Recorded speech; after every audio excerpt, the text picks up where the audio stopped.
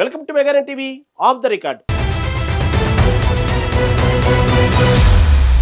ముందు వెనక చూడకుండా ముందడుగు వేస్తే మోకాలు అడ్డం పడిందన్నట్లు సరిగ్గా ఇప్పుడు మంచిర్యాల కార్పొరేషన్ పరిస్థితి కూడా అలాగే కనిపిస్తోంది.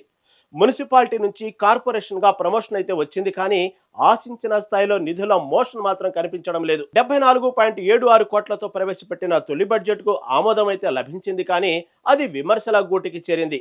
అభివృద్ధి మంత్రం ఒకవైపు, నిధుల గోల్మాల్ ఆరోపణలు మరోవైపు. అసలేం జరుగుతుంది మంచిర్యాల కార్పొరేషన్ లో? జిరాక్స్ మిషన్ల ఖర్చు దగ్గర నుంచి పెండింగ్ నిధుల వరకు ఎందుకింత రచ్చా? Let's watch.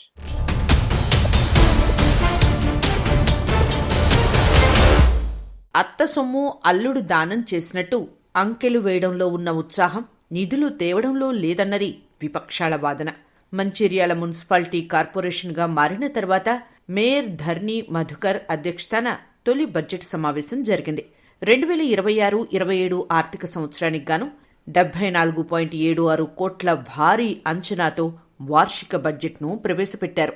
ఇందులో సాధారణ ఆదాయం సుమారు 50 కోట్లు దాటగా ఖర్చులన్నీ పోను 8.89 కోట్లు మిగులు ఉంటుందని అంచనా వేశారు. 97% మంది సభ్యులు మద్దతుతో బడ్జెట్ పాస్ అయిపోయిందని అధికార పక్షం సంబరపడిపోతోంది. కానీ ఈ అంకెల గారడీ వెనక అసలు నిజాలు దాయలేరంటూ ప్రతిపక్షాలు గలమెత్తుతున్నాయి. కేవలం కాగితాల మీద అంకెలు చూపించి అబ్బురపరచడమే తప్ప ఖజానాలో పైసా లేదనేది బహిరంగ రహస్యం.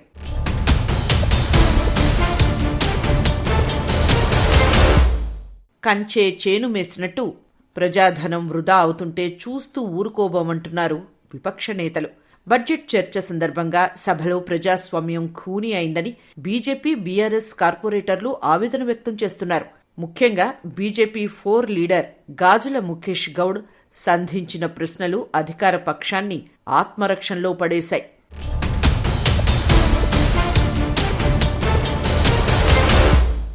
గత 25 నెలలుగా రావాల్సిన 40 కోట్ల పట్టణ ప్రగతి నిధుల సంగతేంటని ఆయన నిలదీశారు. రావాల్సిన నిధులను రాబట్టడంలో వైఫల్యం చెంది కొత్తగా అంకెలతో మాయాజాలం చేస్తున్నారని మండిపడ్డారు. ఈ నిధులు లేకుండా నగరాన్ని స్మార్ట్ సిటీగా ఎలా మారుస్తారని ఆయన ప్రశ్నించడం సభలో హాట్ టాపిక్ అయింది.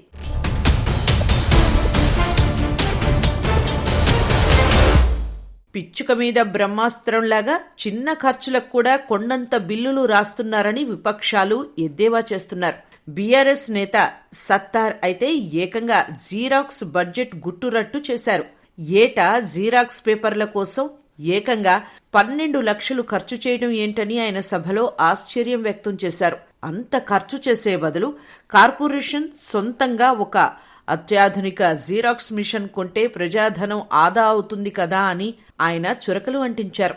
ఇది కేవలం మచ్చుతునక మాత్రమేనని, ఇలాంటి చిన్నా చితకా ఖర్చుల వెనుక పెద్ద స్కాములే దాగున్నాయనేది విపక్షాల అనుమానం. వినియోగం, వాహనాల మెయింటెనెన్స్ పేరుతో లక్షలాది రూపాయలు పక్కదారి పడుతున్నాయని వారు ఆరోపిస్తున్నారు.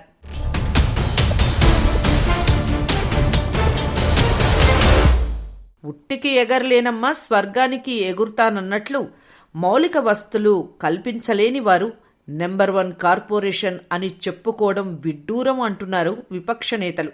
కేవలం లెక్కలే కాదు, నగర ప్రజలను పట్టి పీడిస్తున్న సమస్యలపై కూడా చర్చ వేడెక్కింది. మంచిర్యాల వీధుల్లో కోతులు, కుక్కల బెడద ప్రజల ప్రాణాల మీదకు వస్తోంది. తాగునీటి సరఫరాలో అక్రమాలు, తైబజార్ వసూళ్లు నిలిపివేయటం వల్ల కార్పొరేషన్కు జరుగుతున్న ఆదాయ గండి, ఇలా ప్రతి అంశంపై ప్రతిపక్షాలు అస్త్రాలు సిద్ధం చేసుకున్నాయి. సభలో తమ గొంతు నొక్కినా ప్రజల మధ్యకు వెళ్లి అధికార పక్షం తీరును ఎండగడతామని హెచ్చరిస్తున్నారు.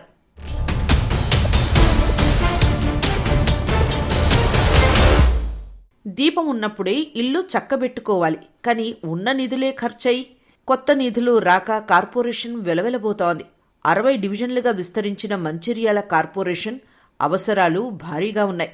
నెలవారీగా ప్రభుత్వం నుంచి రావాల్సిన 2.5 కోట్లు సక్రమంగా వస్తాయా అన్నది అనుమానంగా మారింది.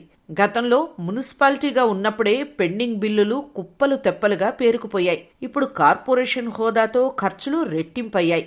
ఈ నేపథ్యంలో ప్రవేశపెట్టిన మిగులు బడ్జెట్ కేవలం ఆశావాద దృక్పథమే తప్ప గ్రౌండ్ లెవెల్లో పరిస్థితి భిన్నంగా ఉందనేది విశ్లేషకుల అభిప్రాయం.